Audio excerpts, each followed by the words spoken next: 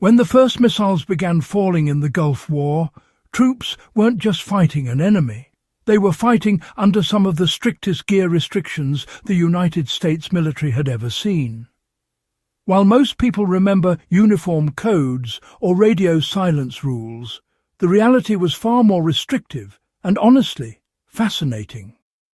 Desert Storm had a catalogue of banned items that ranged from everyday tools to advanced technology, and each restriction told a story about the evolving nature of modern warfare.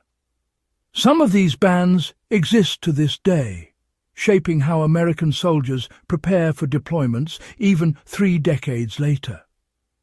Before we dive into the details, take a moment to like this video, share it with your fellow history enthusiasts, comment below with your thoughts or experiences, and subscribe to Warcraft Survival so you don't miss any future deep dives into military history and survival tactics. The first and perhaps most shocking restriction for many modern viewers was the complete ban on personal firearms. Desert Storm marked the first major United States conflict under a unified command policy that prohibited soldiers from carrying their own sidearms, rifles, or even captured enemy weapons. The reasoning was practical and strategic. Non-standard firearms could not be supplied with the right ammunition, couldn't be repaired in the field, and risked causing friendly fire incidents. Furthermore, they violated NATO and coalition standards, which meant that a single soldier's personal gun could create diplomatic or operational chaos. Soldiers who attempted to smuggle personal pistols were caught quickly, and the consequences were immediate. This rule remains in force today, underscoring the military's commitment to standardization and battlefield safety.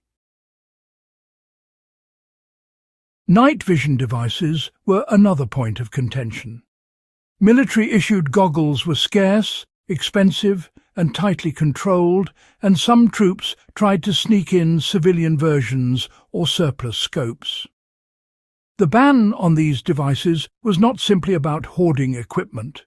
Civilian night vision often malfunctioned, compromised night operations due to poor light discipline, and posed serious intelligence risks if lost or captured.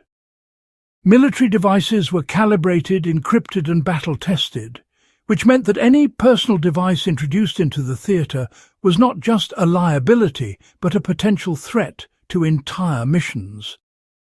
Even now, non-military night vision is prohibited in operational theatres, reflecting the enduring nature of this policy. Navigation technology in 1990 was far from the consumer-friendly GPS systems we rely on today. At the time, GPS was a sensitive military asset, and civilian units were banned from deployment areas.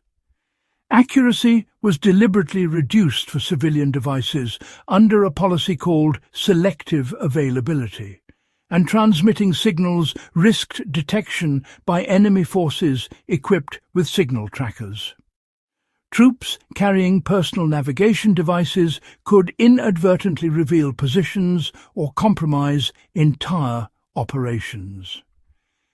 This restriction remains relevant today, as personal GPS units are still tightly regulated in combat zones. Recording equipment, including cameras, tape recorders, and those early digital devices, was, similarly restricted for operational security. Any images or audio could, leak sensitive information about troop movements, equipment, or destroyed targets. During Desert Storm, unauthorized photographs sometimes appeared in foreign media within just a few days, revealing vulnerabilities that commanders worked hard to conceal. Today, these rules extend to smartphones, drones, and action cameras, really proving how lessons from the Gulf War continue to influence modern military operations. The desire to bring personal protective gear was honestly another major issue. Soldiers brought gas masks, flak vests, respirators and ballistic plates in hopes of improving their survival odds. However, non-standard gear introduced risks of malfunction, complicated mass distribution and, threatened uniformity across units. If a mask leaked or a vest failed, casualties could be preventable and the responsibility still fell on military command. Uniform, tested equipment ensured predictable performance and simplified logistics, a lesson that remains central to military doctrine today. Knives and blades created another layer of complexity.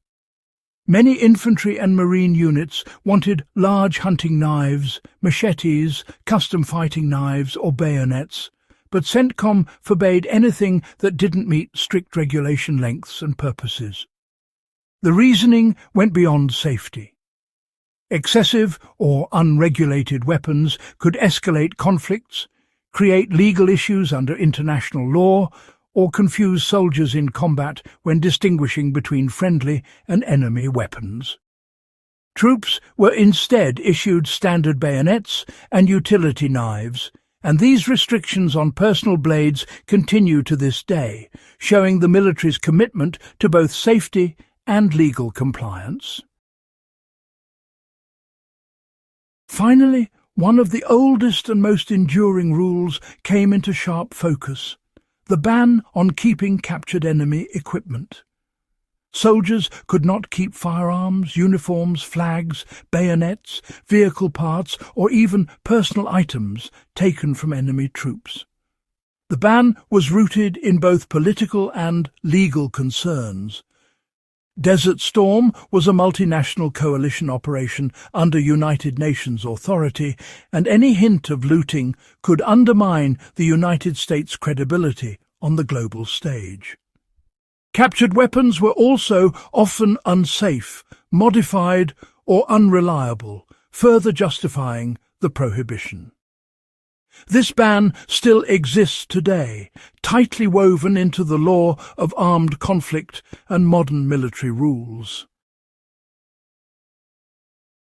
These restrictions were far from arbitrary.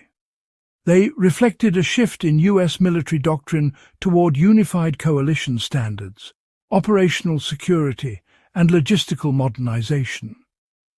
Desert Storm proved that in a world where conflicts are instantly broadcast globally, even the smallest violation, whether a photograph, a smuggled knife, or a civilian GPS, could have massive consequences. The lessons learned in 1990 continue to shape how service members prepare, deploy, and fight today. If you found this guide valuable, don't forget to like this video, share it with friends who love military history, comment your thoughts or questions below, and subscribe to Warcraft Survival for more in-depth explorations of survival, strategy, and historical warfare. Every subscription and share helps us keep uncovering these stories that textbooks often overlook.